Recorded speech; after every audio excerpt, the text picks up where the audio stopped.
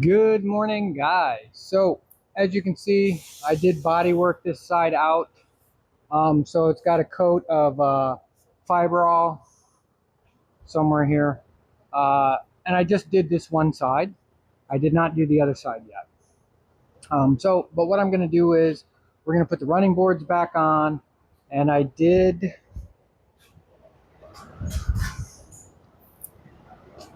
picked up a piece of 18 gauge cold rolled and I had them bend it in their brake. So they have like a 9-foot brake.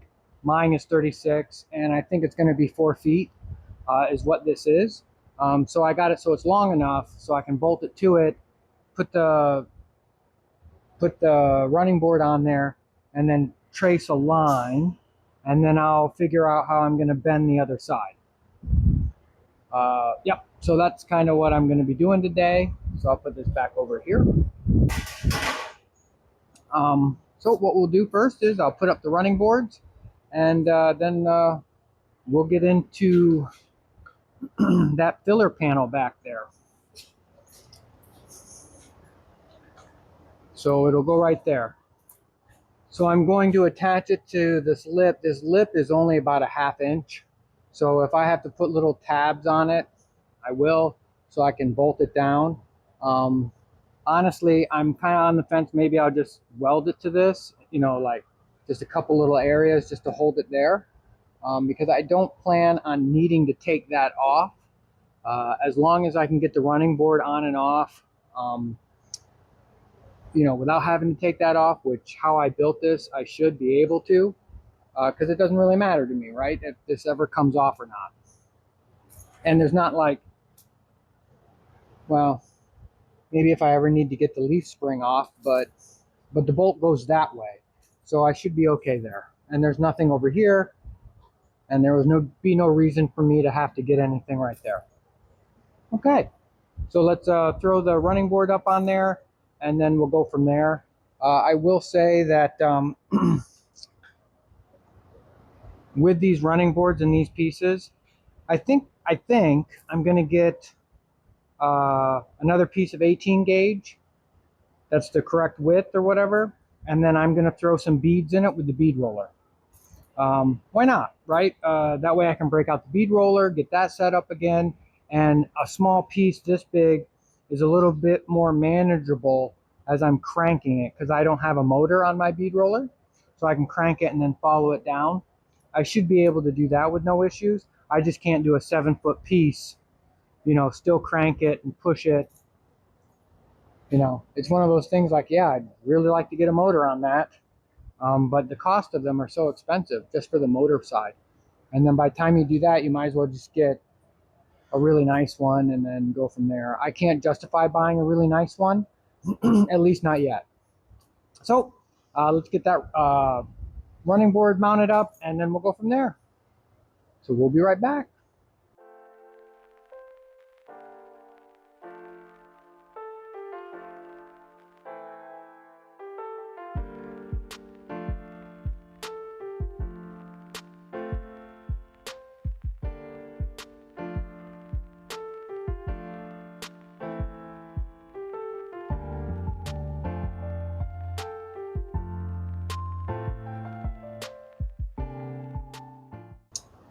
All right, so that's done. So now let's put this on.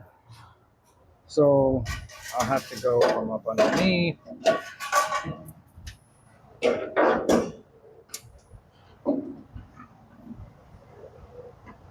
So it's gonna have to go like that. So it'll go like that.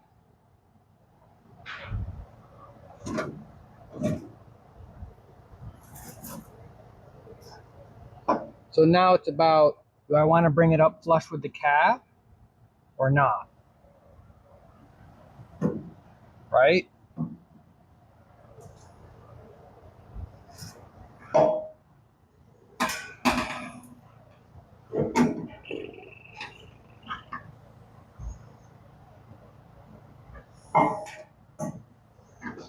Okay.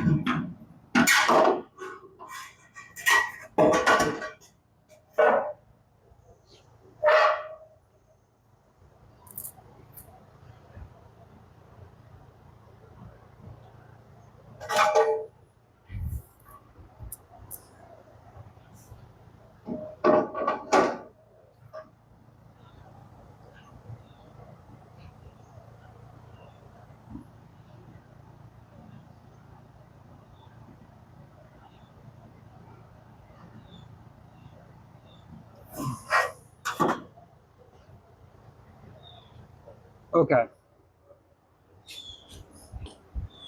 So I think what I should do is I should use this lip for down here and then bend it so it kind of breaks that off, right? That's what I think. And then I'll have to, over where the fender meets, I'll have to figure out something there. But I think if I do that, that way it'll block these off, right? So, yeah. So I'll have to move it up, trim that way.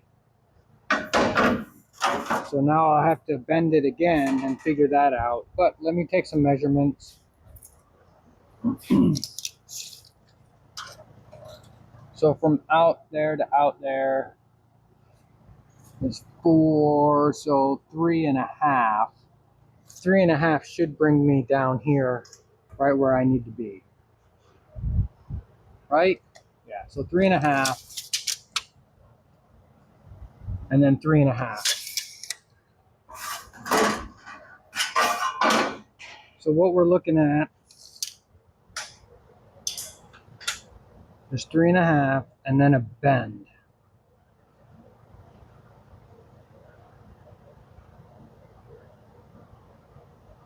Yeah.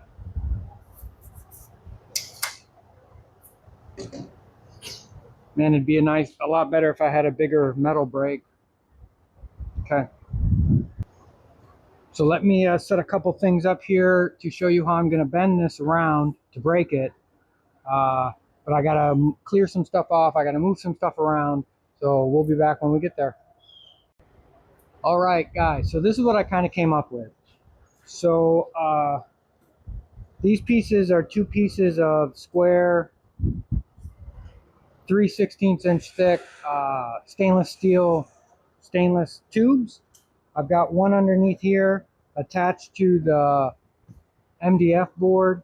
I have another one up here attached, and they're all clamped together at my 3.5. So hopefully, if I can tap this down without really messing everything up, we should be good. I've got a hammer here somewhere. There it is. Luckily, this is only 18 gauge, so it's not like it's crazy. But the crazy part is if I can do this without knocking the whole thing off, right? Because it's there. Let's see if I can just, yeah. Yeah, that's the problem. That's going to be a problem right there.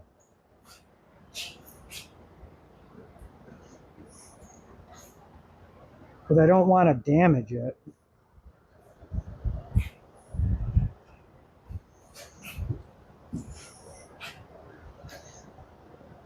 Let's see if I can clamp this back. Maybe.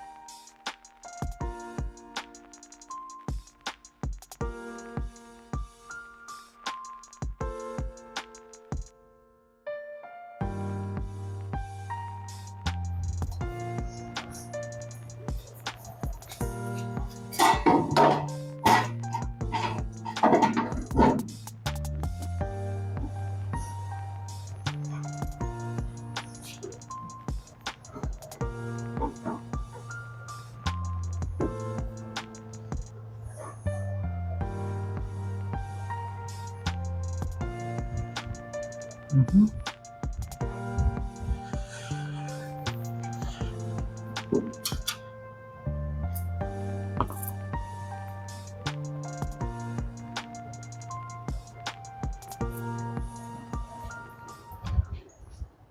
Well, we're getting there.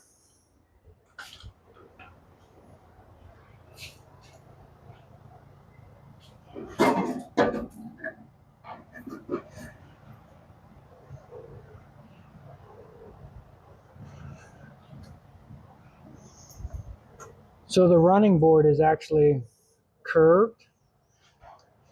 Just naturally it's curved. So, but I want to get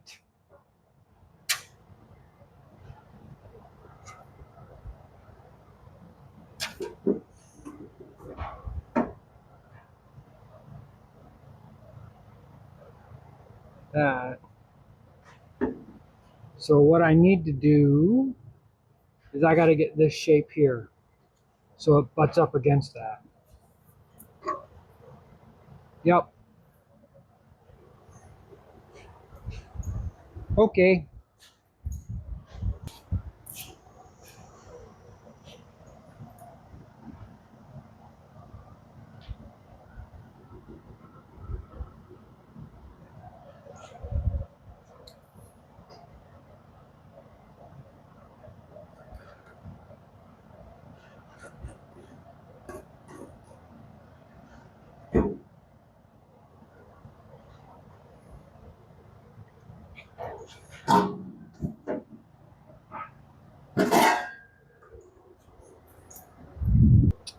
So I'm going to notch out the fender right here, right there, so that whole piece can slide that way.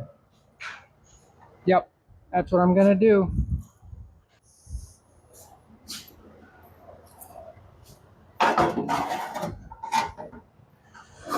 Yeah, there we go.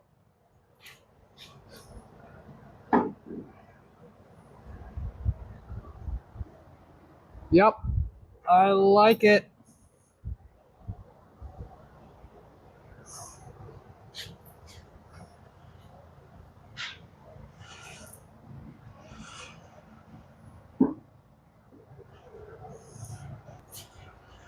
So I need to lower it down, mark the inside, and then yeah, that's awesome.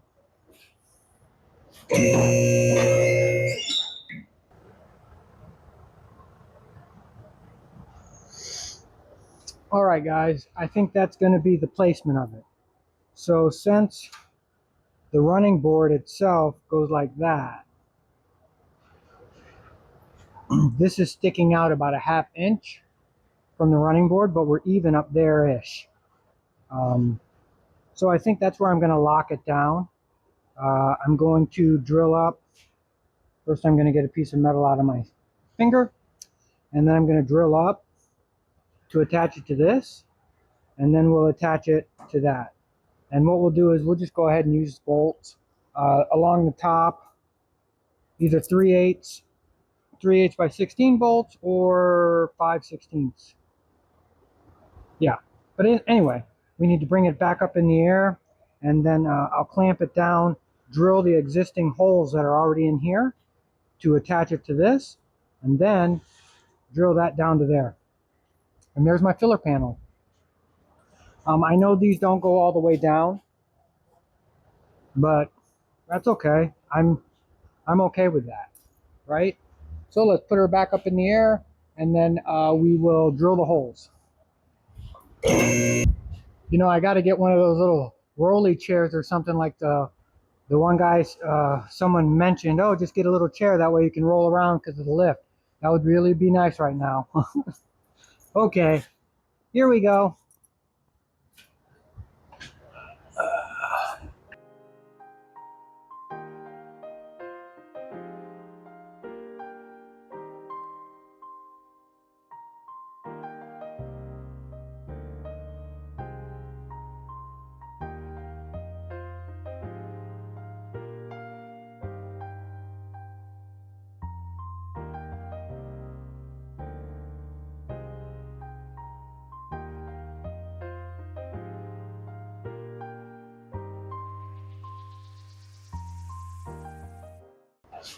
There it is. Solid, solid. So what I'm going to do is in this front here, I think I'm just going to cap it just because I think it'd be better. And then I'm probably going to trace the back here. And then I have about, I don't know, about 1.5 inches, 2 inches sticking through the fender. That I'm not sure. I may just cap that too, just so it holds the rigidity of the sides, right? I did it on the 54. So let's do this.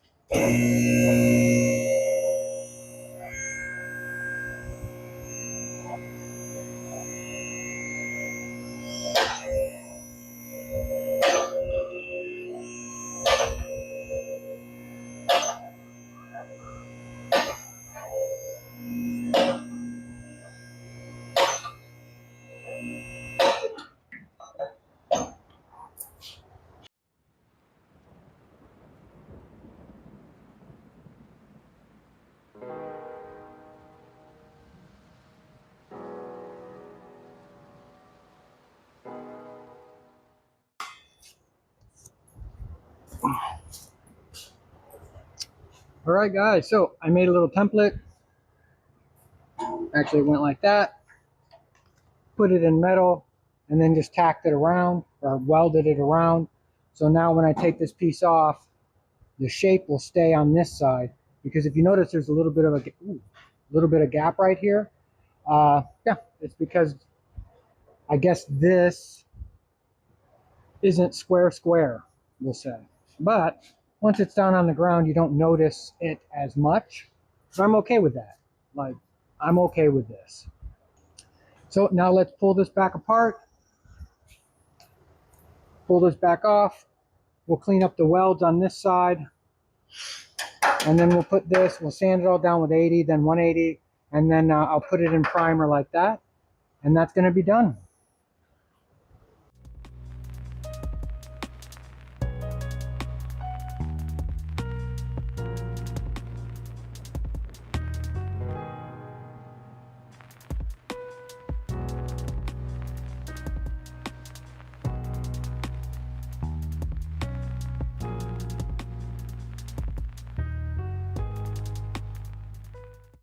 So I'm going to do that. I'm going to do 2 more coats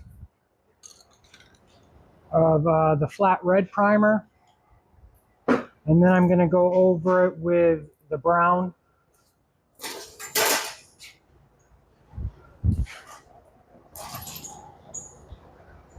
The darker brown one.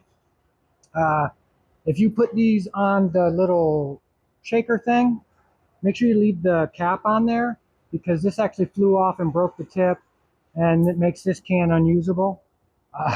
It actually broke the plastic off inside. So pro tip, make sure you leave the caps on. All right, so I'm going to let that set up. The back side, I'm just going to paint black just to kind of match everything else up underneath there. But sanded it with a 180 or 80 grit and came back with 180. And then I wiped the whole thing down with lacquer thinner, because, you know, this is cold rolled 18 gauge, so just to get any kind of grease or anything off that. And that's what I did. So we'll be back after I get that all primed up. All right, guys, so there it is. Boop. Right there. So now I just got to catch up the other side to this side, and it's the same process, you know. I'm going to bend it all and all that stuff. So let me get the other side all finished up, or started and done, and then we'll bring you back. Be right back. Good morning, guys. All right, so the audio may be a little off due to the fact that it's raining again here in Florida, which that's what it does. So yesterday I got the other running board filler panel made, sanding it down 80, 180, and then I primed it. 2 coats of the red primer, and then I still got to put 1 more coat of this primer. So the reason why I'm doing it exactly how I'm doing it is because that's exactly what I did for these fenders when I painted everything and sanded it and kind of matched the patina, right? So my goal is I want to keep all four of the wheels the same, like the same depth and everything, because I don't want a wide lip in the front and then backspace it in for the rears, right? Uh, this is probably going to be the toughest fender because it is all full of Bondo through here. So if I have to roll this out, um, so prior in my younger years, I was a big tuner, meaning, you know, imports. So I had a 93 240, and I went with, usually they do like the SR 20s swaps in them. I did that, blew it up, and then I went ahead and put a Supra engine in it. So 2JZ, big single turbo, was doing around, I don't know, 425 to the wheels, horsepower wise. I'll put a picture of that in.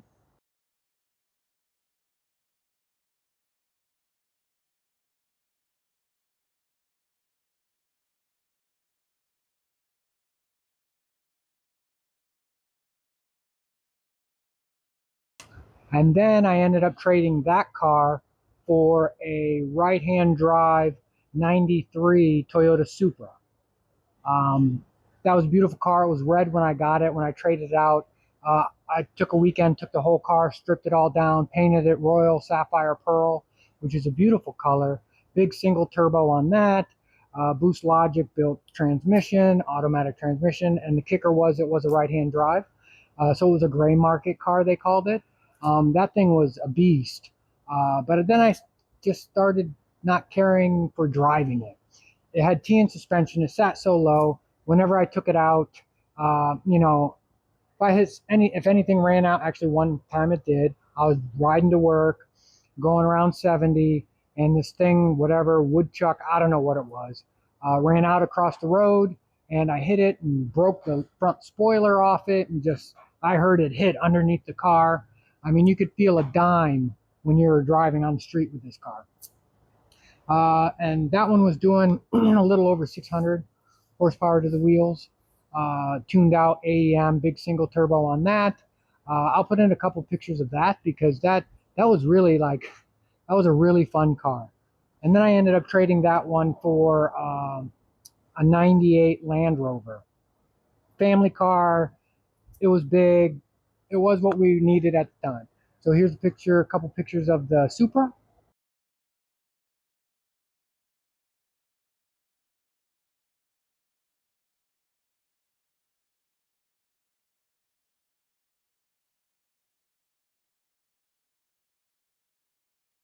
Okay. So, with that all being said, I do have a roller, meaning one that you put on the axle and then you can roll it. I know some people use a baseball bat or a pipe, you move it and then you just kind of roll it through.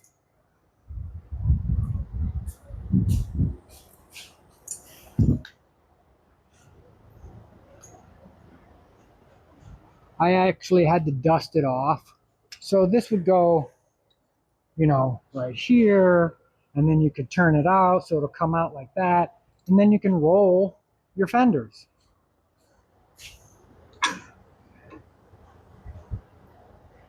And I bought that tool many, many, many, many years ago.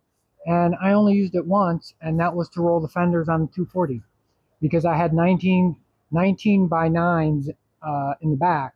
So I had to roll out the lip of the quarter panel so I could fit those tires in there. So the problem I'm having now with these tires, when I first got them, I just popped one up there just to see how it would look.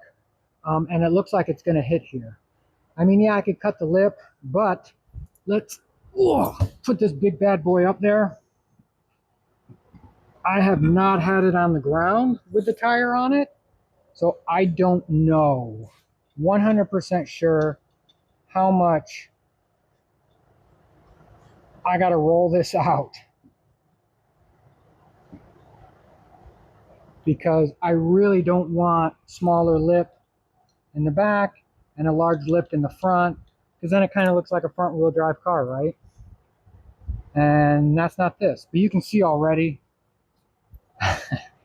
that's going to be a lot.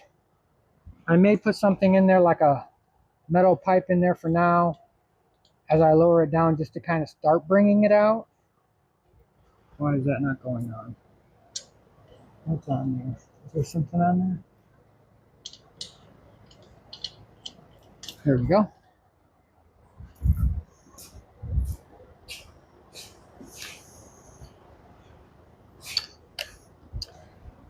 So I don't know if this will work or not, but why not? If I have the tool to do it, why not try it?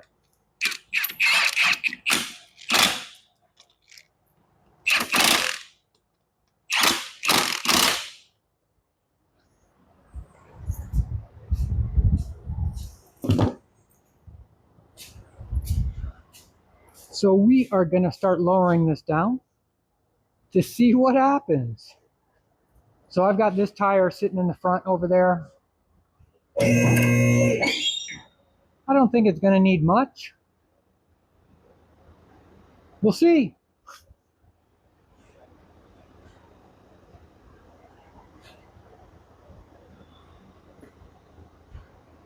We will let it down slowly. There we go. Okay, here we go.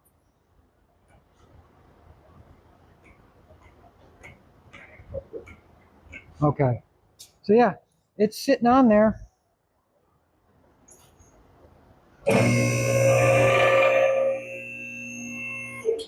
So let me mark that.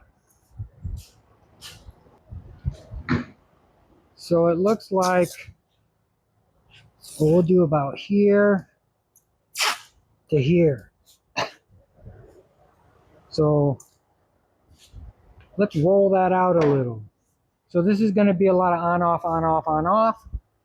You can see that the fender is already going like that, and there is a brace right here, right? Even if I were to pull this out, you know, it would help a little bit because there's supposed to be a brace in there, but I gotta fix this bottom part right there just because I don't have anywhere to attach a brace to.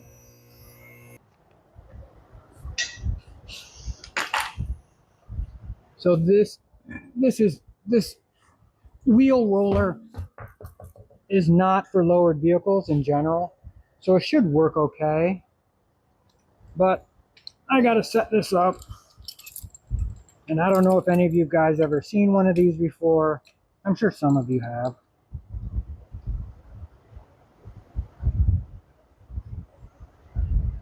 Oh no. Oh, the pin's out. Okay, so I gotta fix this real quick. I'll be right back. So it was an M8. Luckily I had one. Okay, so we've got to kind of bring this down. See where we have to go with it. It should, oh, maybe it'll fit, maybe it won't. Oh yeah, it does. Okay. So there we go. So you attach those. This is going to be interesting. Man, I haven't used this tool in so long.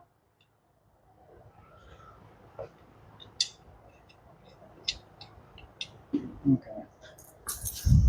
So let me lock this down.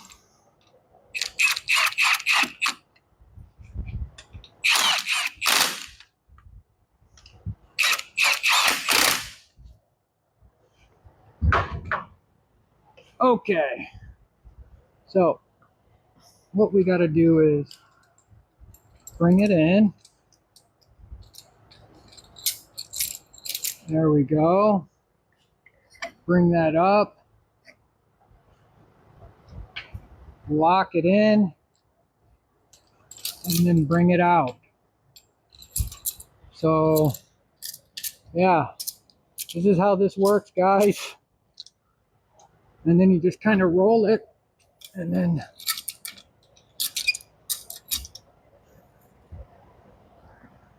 what am I hitting over there? Ah.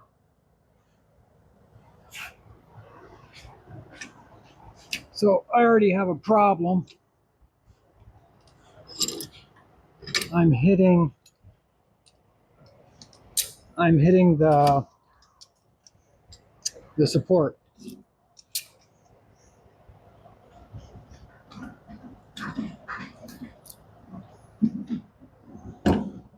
You can see how it's moving it out.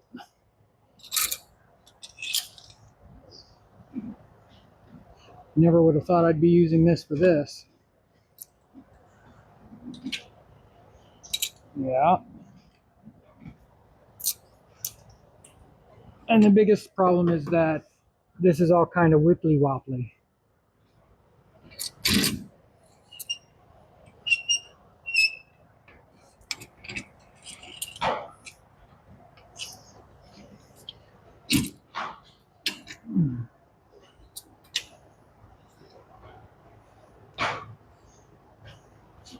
And then right there.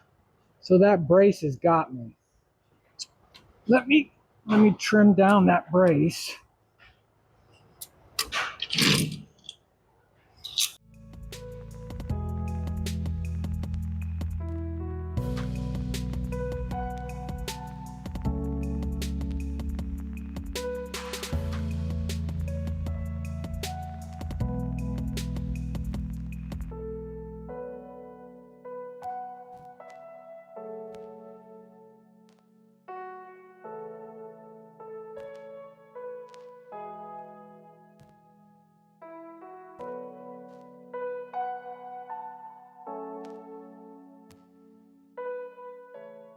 All right, guys, so there was a few questions I wanted to address or concerns about those front tires being full turn and hitting. Well, first, I want to apologize that my mic kind of went out while I was rolling out these fenders in the back. I'll put the footage in there anyway, but just know that, yeah, after I looked at it, I saw that the mic shut off. Must be the battery went dead.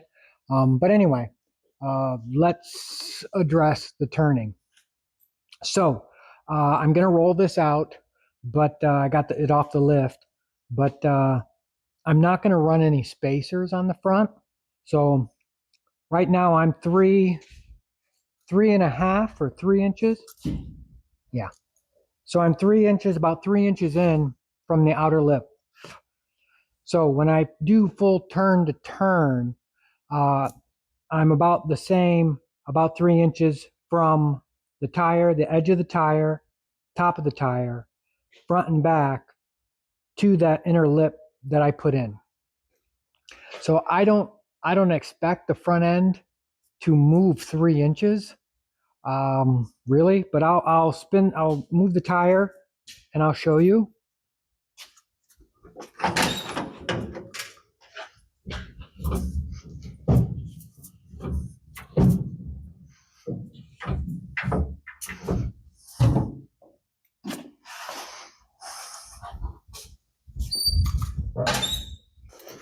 So we've got lots of room in through there.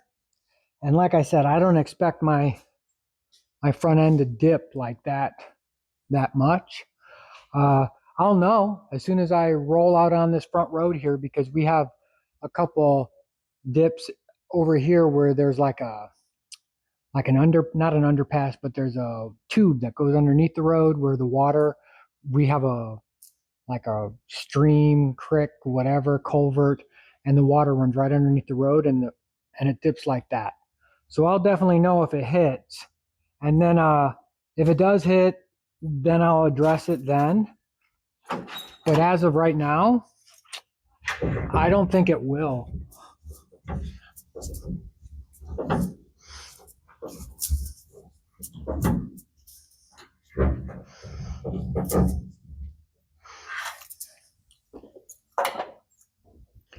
You know, and that's all the way this way, and there's plenty of room there.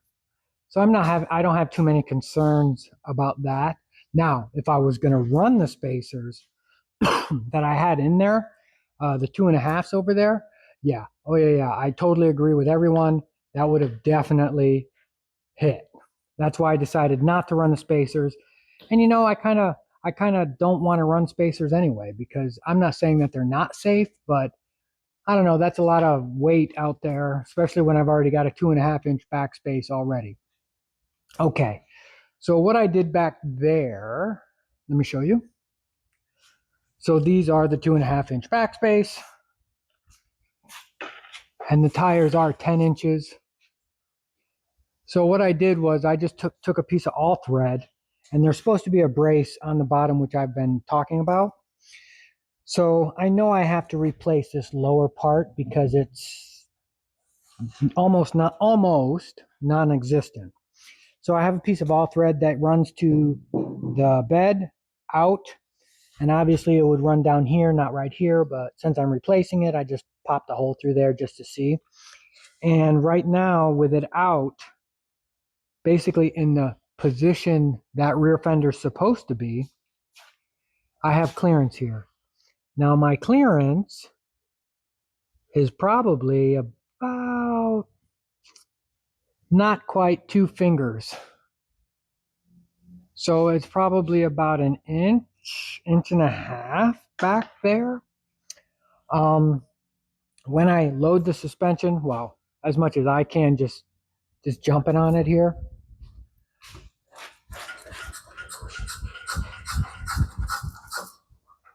It doesn't bottom out. So I kind of like it, how it looks. And then, well, hold on a second. Let me show you from the back how it looks. So now when we look at the back, see how it's flush now. I mean, yeah, even though that's a 10-inch tire, it certainly does look small in there. But you know, plus I'm missing half the bottom of the fender. But it's okay. I think I may go with that. So with that being said, let me guys ask you, do you think, since this is a 2.5-inch backspace, should I maybe go with a 3-inch backspace? So a 15x8 with a 3-inch backspace to bring this in 1 inch? Or should I just roll with that and hope for the best? Because I still have to buy rear rims and tires for it. I was on the fence about getting a bigger tire back there, meaning the fronts are what, 255 60s, and I was thinking of 275 65s, which will bring me an inch taller tire, and the width is almost an inch wider. So instead of 10 inches like these are, the tires are, those are 10.8. I don't know. I don't think it's worth it, you know, to go with a bigger tire. But anyway, so let me back this out. We'll take a look at it outside. Of course, you guys know, I only have 2 tires, so I've got them both on the passenger side. So when I pull it out, we can get a good side view of it all, and then we'll go from there. So those hubcaps, I'd love to put a hubcap on the back there and roll it out and let you guys see it, but you know how hard it is to get that hubcap off? Because it's got such a deep lip in there, you can't just put a screwdriver in there and pop it. So I ordered one of those tools that, you know, like a hubcap removal tool. I'm hoping it'll work because, yeah, to get that off, yeah, without damaging the rim. But anyway, so let me pull this puppy out and we'll take a look, and yeah, we'll bring her back in.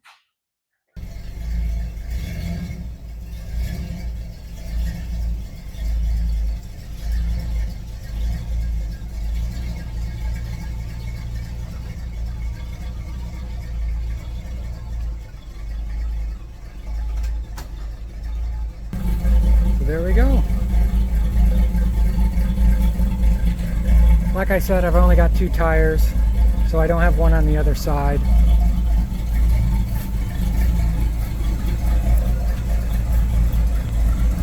But I mean, we can see it.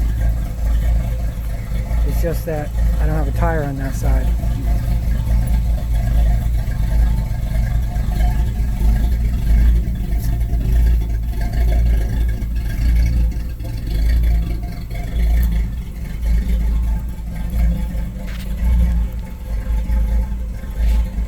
it is, looking good. What up, guys? So yesterday I pulled the truck back in after that quick walk around, and well, you guys are right about the wheel arch. I was like 90% on the fence of doing something different, but then the 10% was like, you know what, it'll be good enough. You have your clearances, you have everything. But with the comments about the wheel arch being off and the flow of the whole fender, I totally agree. So I took today half a day and just stared at the fender. I grabbed an old Volkswagen fender I had up there. I grabbed the original 47 fender up there to figure out wheel arches, and well, this is what I came up with.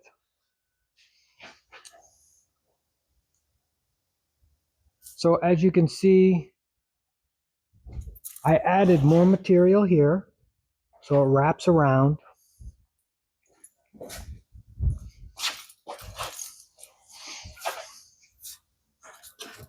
And then I took this tire. As you can see, I set it up there and then I traced it. And then I cut it.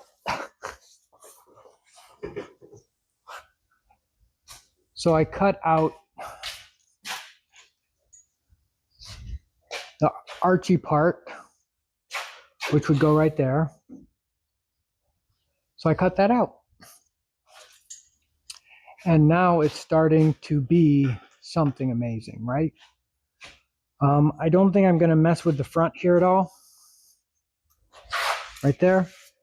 I know it's got something going on right here. But right there is where that lip is, right? And then back there. But I think overall, if you stand back, it looks better, right? So I'll bring you down and I'll have you take a peek. So there it is. So that feels much better. It's got a better arch on it. And I did do the driver's side. Again, it's hard to see it on this side because of how close it is.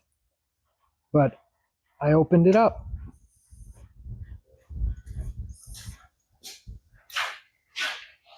So now we have an arch. So that's going to wrap it up. I appreciate you guys again for coming out, watching what I'm doing, all the comments, suggestions, advice.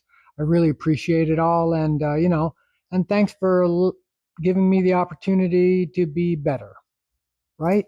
That's kind of what this community is about, right? I listen to what you guys are saying, and I totally agreed with you. Maybe I was trying to fool myself thinking, oh, it'll be fine. It'll be fine. But the longer I looked at it, especially when it was outside, I was like, yeah, they're right. Let me just go ahead and do that. Now, there would have been no way I could have made up the height difference, because that was about 7 inches. And I don't know, it just looked really weird that way. But I think this is a great start. I may tweak the front a little bit more, right through here, a little more, especially on the driver's side. But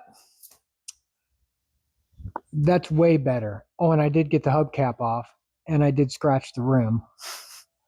That's okay. It is what it is. Good thing I know a guy that could fix that. So again, guys, thanks for coming out and watching and seeing what I got going on. And hey, going out and build something cool. One weekend at a time, guys. Even if you're doing the same thing a couple times over, it's just metal. Thanks again, guys. Bye.